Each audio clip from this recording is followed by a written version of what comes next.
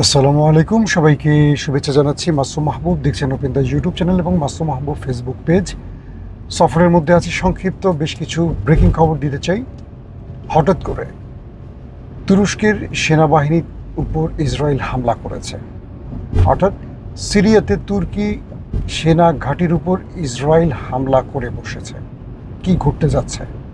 পাশাপাশি Donald Trump বলেছে ইরানের সাথে আর কোনো আলোচনা তাদের হবে না, আলোচনার দরজা বন্ধ। কিন্তু ইরানের আব্বাস আরাকচি বলছে মার্কিন যুক্তরাষ্ট্র এখনো তলে তলে ইরানের সাথে আলোচনার জন্য অনুনয় বিনিময় করে যাচ্ছে, কিন্তু ইরান আমেরিকাকে পাত্তা দিচ্ছে না। পাশাপাশি ইসরায়েল নতুন করে আরেকটি মিশনে নামতে চায়, সেই মিশনটি হলো ইরান নয়, তুরস্ক। কি করতে পারে তুরস্ক নিয়ে ইসরায়েল? দর্শক, বেশ কয়েকটা গুরুত্বপূর্ণ খবর আমরা এখন আপনাদেরকে সংক্ষিপ্ত ভাষণে দেওয়ার চেষ্টা করছি। প্রথমে মার্কিন প্রেসিডেন্ট ডোনাল্ড ট্রাম্প বলেছেন যে ইরানের সঙ্গে কোনো আলোচনা হচ্ছে না বা হওয়ার কোনো কথা নেই বা সুযোগ নেই। তবে তিনি এও দাবি করছেন যে মার্কিন নৌ অবরোধ পুরোদমে বলবৎ রয়েছে এবং হরমুজ প্রণালী থেকে মাইন অপসারণ করা হয়েছে। আমেরিকা বলছে কোনো আলোচনা হচ্ছে না, আলোচনার সুযোগ নেই। তবে তারা এখনও নেভাল ব্লকেট হরমুজ প্রণালীর সামনে বলবৎ রেখেছে। পাশাপাশি ইরান যে মাইন পুঁতে রেখেছে সেগুলো তারা তুলে বা সেখান থেকে সে মাইনগুলোকে তারা উদ্ধার করছে বা মাইনগুলোকে ধ্বংস করছে। দর্শক, পাশাপাশি ইরানের পররাষ্ট্রমন্ত্রী আব্বাস আরাকচি বলেছেন তেহরানকে আত্মসমর্পণে বাধ্য করতে ব্যর্থ হওয়ার পর যুক্তরাষ্ট্র এখন ইরানের শর্ত নিয়ে আলোচনার জন্য অনুরোধ করছে। অর্থাৎ ইরানকে আমেরিকার কাছে আত্মসমর্পণে বাধ্য করতে ব্যর্থ হয়েছে কে? আমেরিকা। এখন তারা ইরানের সাথে নতুন করে আলোচনার জন্য বা ইরানের শর্ত মেনে নেওয়ার যে আলোচনা, সেটার জন্য ইরানকে গোপনে অনুরোধ করছে। পাশাপাশি সংযুক্ত আরব আমিরাত প্রতিরক্ষা মন্ত্রণালয় জানিয়েছে যে ইরান সামুদ্রিক যান চলাচল লক্ষ্য করে 2টি ব্যালিস্টিক ক্ষেপণাস্ত্র নিক্ষেপ করেছে, যার মধ্যে একটি সংযুক্ত আরব আমিরাতের জলসীমা এবং অন্যটি এর বাইরে সমুদ্রে পতিত হয়েছে। ইরানের পররাষ্ট্র মন্ত্রণালয়ের মুখপাত্র ইসমাইল বাঘাই সংযুক্ত আরব আমিরাতের অভিযোগকে ভিত্তিহীন বলে অভিহিত করেছেন এবং বলেছেন যে এ ধরনের দাবি সম্পূর্ণ মিথ্যা এবং আঞ্চলিক বিশ্বাসকে ক্ষতিগ্রস্ত করছে।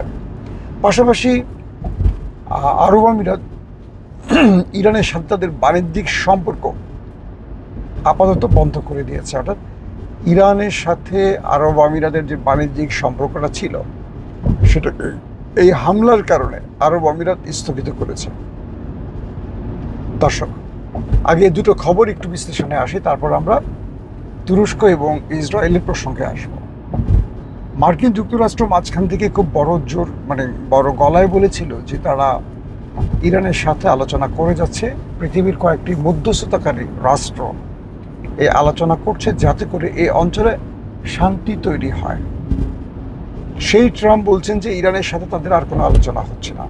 আবার যেই ট্রাম্প কদিন আগে আবারও বলেছিলেন আলোচনা ফলপ্রসূ হচ্ছে শীঘ্রই, সংকট কেটে যাবে, হরমুজ প্রণালী ওপেন করা হবে, আবার সেই ট্রাম্প বলছেন আলোচনার কোনো সুযোগই নেই। একজন প্রেসিডেন্ট প্রতিদিন নতুন নতুন যে বক্তব্যগুলো দিচ্ছেন, এর কারণটা কি আসলে?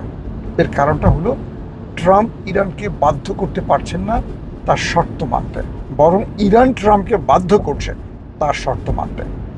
যখন ট্রাম্প দেখছেন যে তিনি ব্যর্থ হচ্ছেন ইরানের কাছে, তখন মুখ দিয়ে তার বিজয়টাকে বাঁচিয়ে রাখার চেষ্টা করছেন। সহজ বাক্যে হলো ট্রাম্প বুঝতে পারছেন যে ইরান তাকে আর শুনবে না, মানবে না। তখন তিনি নিজের বিজয়টা ধরে রাখার জন্য ইরানের নিচে শুয়ে বলছে এবার কেমন লাগে দেখ, এবার কেমন লাগে দেখ। মানে দুজন ব্যক্তি মারামারি করছে, তো একজন ব্যক্তি তার শক্তিতে উপরে উঠে গেছে, নিচের ব্যক্তিকে মারছে। নিচের ব্যক্তি নিচে শুয়ে বলতেছে কিরে এবার তোর কেমন লাগে, মায়ের খাচ্ছে আর সে বোধহয় এবার তোর কেমন লাগে। তো উপরের ব্যক্তি চিন্তা করতেছে মারতেছি তো আমি, নিচের ব্যক্তি কেন এই প্রশ্ন করছে। তো আমেরিকার অবস্থাটা হলো এরকম, যখন ইরান পাত্তা দিল না, আলোচনায় বসতে রাজি হলো না, তখন আমেরিকা বলল ইরানের সাথে কোনো আলোচনা হবে না, আলোচনা দরজা বন্ধ করে দিয়েছে। অথচ ইরানের আব্বাস আরাকচি বলছে ইরানের শর্তগুলো নিয়ে আমেরিকা ইরানের সাথে বসার জন্য বারবার অনুরোধ করছে। এটি স্পষ্ট হয়ে গেছে। দর্শক, আসছি এবার দ্বিতীয় যে খবরটি, সেটি হলো সিরিয়াতে তুরস্কের ঘাঁটিকে লক্ষ্য করে অ্যাটাক চালিয়েছে ইসরায়েল। এখানে দু ধরনের খবর আসছে। কিছু গণমাধ্যম বলছে যে এখানে তুরস্কের যে সামরিক ঘাঁটি রয়েছে সিরিয়াতে, সেই ঘাঁটিতে হামলা হয়েছে এবং সেখানকার ঘাঁটির বেশ কিছু স্থাপনা ক্ষতিগ্রস্ত হয়েছে, তবে তুরস্কের কোনো সেনা সদস্য প্রাণ হারায়নি। আবার তুরস্কের গণমাধ্যম বলছে তুরস্ক মানে ইদলিব, সিরিয়ার ইদলিব প্রদেশের আবু আল দুহুর সামরিক বিমান ঘাঁটিতে ইসরায়েলি বিমান হামলা হয়েছে এবং এটা তুরস্ক কঠোরভাবে নিন্দা জানিয়েছে। তারা বলছে ইসরায়েলের সিরিয়ার অবকাঠামো ও সক্ষমতাকে লক্ষ্য করে হামলা চালিয়ে যাচ্ছে, যেটি কোনোভাবে আন্তর্জাতিক আইন সিদ্ধ নয়। এটা কে বলছে? তুরস্ক। তাদের আনাদুলু এজেন্সি বলছে আল দহুর যেই সামরিক ঘাঁটিটি আছে ইদলিবে, সেখানে ইসরায়েল হামলা করেছে। তবে মধ্যপ্রাচ্যের কিছু গণমাধ্যম বলছে যে সেখানে তুরস্কের একটা সামরিক ঘাঁটি ছিল, সেই ঘাঁটিটা ক্ষতিগ্রস্ত হয়েছে। আসলে তাহলে ইরানের সাথে লড়তে গিয়ে যে ইসরায়েল বেগ পেল বা ইরানের ধোলাই খেয়ে অবশেষে যুদ্ধ থেকে কেটে পড়ল, সেই ইসরায়েল এখন তুরস্কের মতো একটা সাহসী, শক্তিশালী, আধুনিক প্রযুক্তির সামরিক অস্ত্রের মালিক বা একটা শক্তিশালী সামরিক বাহিনীর দেশ তুরস্কের সাথে লড়তে আসছে কেন? এখানে দুটো ঘটনা আছে পর্দার অন্তরালে। একটা হলো তুরস্ক সিরিয়াতে আরও শক্তিশালী সামরিক ঘাঁটি প্রতিষ্ঠা করতে চায়। তাহলে সেক্ষেত্রে তুরস্ককে এই সামরিক ঘাঁটি তৈরিতে একটা ন্যারেটিভ তৈরি করতে হবে। সেই ন্যারেটিভটা কি হতে পারে? যে সিরিয়া এখনো বহিঃশত্রুর আক্রমণের মধ্যে আছে, তো সিরিয়ায় ইসরায়েলের হামলাটি ইসরায়েল তার স্বার্থে করলেও এটা তুরস্ক তার স্বার্থে নিয়ে আসতে পেরেছে। অর্থাৎ তুরস্ক এখন সিরিয়াতে আরও বড় শক্তিশালী ঘাঁটি প্রতিষ্ঠা করবে এবং আরও আধুনিক অস্ত্র আনবে এবং বিশ্ব সম্প্রদায়কে এটুকু বোঝাবে যে ইসরায়েল এই অঞ্চলে আবারও সন্ত্রাসী কর্মকাণ্ড করছে। দ্বিতীয়ত হলো সিরিয়া সরকার যেহেতু আন্তর্জাতিক সম্প্রদায়কে গুরুত্ব দিচ্ছে, যদিও সেখানে অদৃশ্যভাবে এরদোয়ানের কন্ট্রোল আছে পুরোপুরি, কারণ এই রাষ্ট্রটিকে বাশার আল আসাদের হাত থেকে রক্ষা করেছেন বা এই বিজয় এনে দিয়েছে তুরস্ক, একমাত্র তুরস্ক। পৃথিবীর প্রতিটি দেশ দাঁড়িয়েছিল ভিন্ন পক্ষে। রাশিয়া, ইরান দাঁড়িয়েছিল বাশার আল আসাদের পক্ষে। আমেরিকা, তুরস্ক এই বলয়টা দাঁড়িয়েছিল ভিন্ন উদ্দেশ্যে, সিরিয়াকে লুটপাটের উদ্দেশ্যে।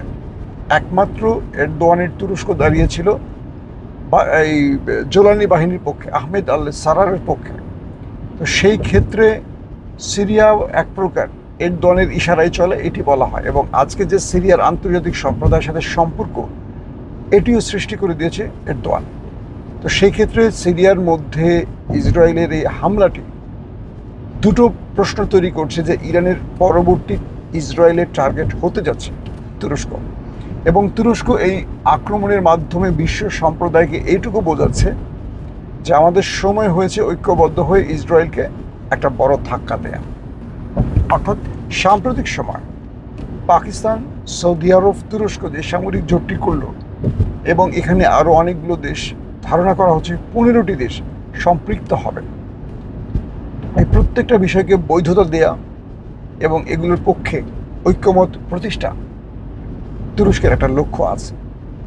তবে ইসরায়েল যে সিরিয়ার ভেতরে হামলা করেছে এবং এটি যদি সত্যিকার অর্থে তুরস্কের ঘাঁটি হয়ে থাকে, তুরস্ক এই হামলার প্রতিঘাত করতে যাচ্ছে শীঘ্রই, এটা আমরা নিঃসন্দেহে বলতে পারি, কারণ তুরস্ক ছাড়বে না। তবে তুরস্ক খুব কৌশলী। তুরস্ক এই ক্ষেত্রে সিরিয়া হয়ে আক্রমণটা করতে পারে, নিজেদের নামে না। কারণ তুরস্ক এইটুকু জানে তারা ন্যাটোর শক্তিশালী পার্টনার বা রাষ্ট্র। তো আর্টিকেল 5 অনুযায়ী কোনো ন্যাটোর দেশকে ভিন্ন কোনো দেশ আক্রমণ করলে ন্যাটোর সবগুলো দেশ একজোট হয়ে শত্রুর বিরুদ্ধে লড়াই করবে। এটি হলো ন্যাটোর আর্টিকেল 5-এর ধারা। কিন্তু এটুকু বলা যায় একমাত্র মুসলিম দেশ তুরস্ক ন্যাটোর, যারা আক্রান্ত হলে ধারণা করছি আমেরিকা বা ইউরোপের কেউ এগিয়ে আসবে না। তো তুরস্ক এটা ভালো করে বোঝে। তাই তুরস্ক যদি এই মুহূর্তে সিরিয়ার সাথে ইসরায়েলের সাথে লড়াইতে জড়িয়ে যায়, আমেরিকার কারণেই হয়তো অনেক দেশ তুরস্কের পাশে দাঁড়াবে না। যদিও ন্যাটোর দেশ নয় ইসরায়েল, কিন্তু ন্যাটোর দেশ তুরস্ক হওয়ার পরও তুরস্ক এখানে সাপোর্ট পাবে না, এটি তুরস্ক বোঝে। তাই তুরস্ক এখানে খুব টেকনিক্যালি বা খুব কী বলবো হিকমতের সাথে কিছু কাজ করছে। এখন দেখার পালা নেতানিয়াহু আসন্ন নির্বাচনে পরাজয় ঠেকাতে যুদ্ধটাকে আরও দীর্ঘ করে কোনো রকম এখান থেকে বাঁচার সুযোগ পান কিনা, এবং ইরানের পরবর্তী তুরস্ককে যুদ্ধে টেনে আনার যে চেষ্টাটা রয়েছে নেতানিয়াহুর, এটা সফল হন কিনা। মনে রাখতে হবে নেতানিয়াহু আরেকটা ফ্রন্টের যুদ্ধ চান তার ক্ষমতায় বসে থাকার জন্য। আর এরদোয়ানের মতো একজন ডাকসাইটে বুদ্ধিমান প্রজ্ঞাবান পলিটিশিয়ান নেতানিয়াহুকে সেই সুযোগটি দেবেন কি দেবেন না, সেটা হয়তো সময়ের আলোকে আমরা বুঝতে পারবো। দর্শক, হরমুজ প্রণালী এখনও ইরানের পুরোপুরি কন্ট্রোলে আছে। এখানে কোনোভাবেই আমেরিকা সুযোগ নিতে পারছে না বা তার নেভাল ব্লকেট সফল হচ্ছে না। আর এটি হলো মার্কিন প্রেসিডেন্টের পরাজয়ের মূল কারণ। তাই তিনি এখনও নেপথ্যে ইরানের সাথে আলোচনার জন্য প্রস্তাব বিভিন্ন রাষ্ট্রের মাধ্যমে পাঠাচ্ছেন, আর সেটা ইরান ফ্লাশ করে দিয়েছে। এই ছিল আজকের ব্রেকিং সংবাদ। নেক্সট ভিডিওতে আপনাদেরকে আরও গুরুত্বপূর্ণ খবর পৌঁছে দেওয়ার চেষ্টা করব। সেই পর্যন্ত প্রত্যেকে ভালো থাকবেন। আল্লাহ হাফেজ।